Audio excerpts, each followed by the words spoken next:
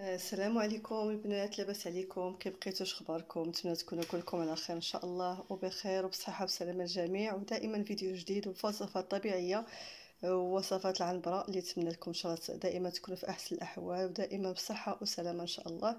اليوم كتعرفوا يعني بزاف الناس كتعاني يعني من الكحه وكتعاني من البرد وكتعاني يعني داكشي كل دار كتلقاي فيها يعني هاد المشاكل ديال هاد الكحه وهاد المرض وهاد الشيء كلشي. وانا اليوم ان شاء الله جبت لكم واحد وصفه يعني كنت سمعتها من واحد السيده، يعني كنت في الطبيب، مشيت للطبيب ولقيت واحد السيده كتهضر على هذه الوصفه ديال الكحه وقلت علاش ما نشاركهاش معكم. يعني صراحه الله غادي يعني كتشكر فيها وتعاود قالت لك كانت حالتها ما خلات ما دارت. وفاش درت هاد الوصفه هذه يعني جاب ربي التيسير ودرت لاباس ويعني وتعالجت منها. وانا صراحه الله اول مره غادي نجربها، يعني اول مره غادي نديرها وبغيت نشاركها معكم باش تعرفوا يعني المكونات معايا وتعرفوا كلشي ان شاء الله. المكونات كيتكونوا من الزعتر، يعني الزعتر كنت شلته هكا بشويه الماء، وكاين التشين معصر او المنداري اللي عندكم عصروه واحد كويس، عسل الحره بطبيعه الحال يعني تكون حره مزيانه، يعني ماشي عسل هذا عسل الحره. والماء طايب، الماء طايب انا ندير السخون غير بالنسبه للماء خص الماء يكون طايب، يعني بحال اللي غادي ديرو اتاي. غادي نجيبو ان شاء الله هاد الزعتر اول حاجه، ولا الماء طايب كي كتشوفوا معايا الماء تغلى. غنجيبو الزعتر درت شويش بزايد، يعني ما غاديش حيت ما غاديش نغليه، ما غاديش يتغلى الزعتر، يعني الا كنتو غتغليوه ما مزيان الشاي غادي كتعرفوا يعني الواحد ما كيبغيش يغلي هاد المسائل ديال هاد العشوب، كيديروا في الماء طايب احسن. نتوما كتشوفوا معايا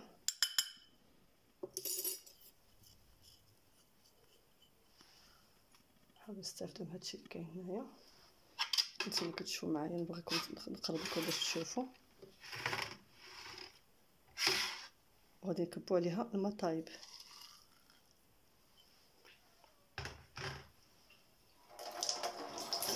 وغادي نخليوها تغطى شي شويش تقريبا واحد هكا 2 دقائق ولا 3 دقائق باش يطلق لنا داك الزعتر. داك الزعتر بغينا نستافدوا منه الماء ديالو بغينا ناخذوه يعني يكون طالق شويش.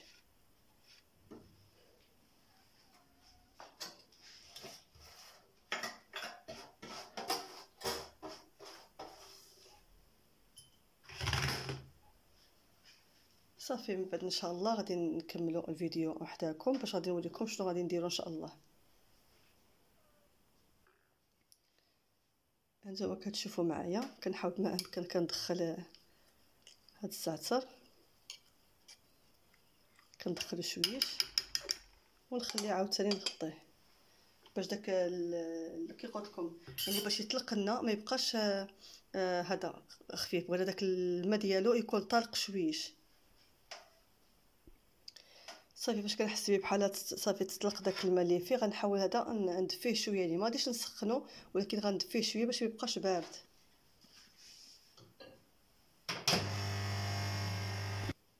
كي كتشوفوا معايا التشين ديالنا العصير ديال التشين غير دفيتو، يعني مازال غير قابط راسو غير شويه مابقاش بارد. هذا بالنسبه للزعتر غادي نصفيه، نحاول نصفيه مزيان. نتوما كتشوفوا الماء كي كيولي ديالو كيولي طالق، نتوما كتشوفوا معايا كيولي طالق مزيان.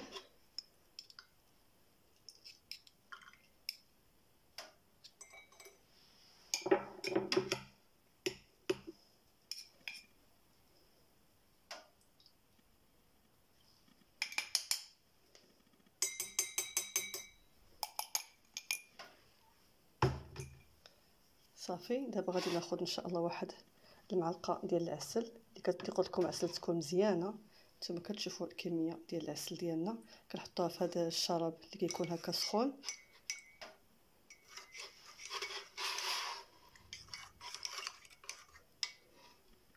كنضيفوا هاد التشين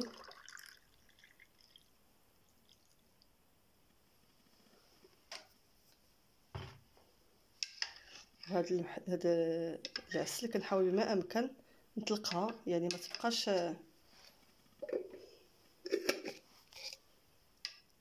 شي معلقه د العسل، درت معلقه عامره مزيان، حيت العسل راه كلها الشفاء سبحان الله العظيم، راه مذكوره يعني في القران، يعني العسل راه شفاء. الزعتر كي كتعرفوا يعني عنده واحد الفوائد تا هو لهاد السعال وهاد الشيء، نزلة البرد والمفاصل وكل شيء. نتوما ما بقاش كاع كيبان العسل نهائيا، نتوما كتشوفوا معايا. صافي دابا غادي تفرقوا على الكيسان، مثلا الا عندكم هكا افراد الاسره مثلا بكم شي جوج او ثلاثه، غتفرقوا غير كويزات صغيرين هكا يشربوا، ماشي ضروري الواحد يشرب هاد الكاس كله،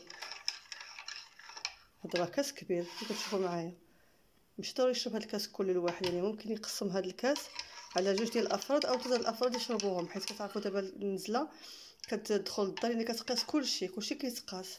هذا هو المحلول ديالنا ديال ضد نزلة البرد وضد الكحه بصفه عامه، يعني يعني الكحه كيما بغا يكون النوع ديالها، هذه راها مزيانه زوينه. وهذه الطريقه اللي قلت لكم زعما سمعتها من عند واحد السيده، يعني حاولت بما امكن نطبقها معكم باش ان شاء الله نستافدوا منها كاملين، ونستافدوا من الطريقه ان شاء الله اللي غتكون زوينه.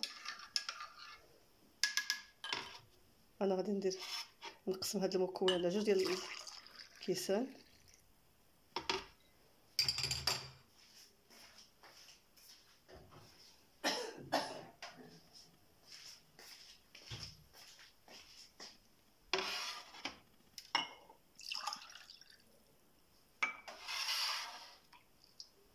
صراحه الله كاس غزال زوين، كله مكونات اللي زوينين، كتعرفوا يعني فيتامين سي زوين، هذا التشين يعني كيعطي واحد الجسم فيتامين سي غزال. العسل راه غنيه عن التعريف، يعني فيها كل المواد الغذائيه كلها مفيده، وكذلك الزعتر اللي كنحصلوا عليه بواحد الفوائد اللي فيه صراحه لا تعد ولا تحصى.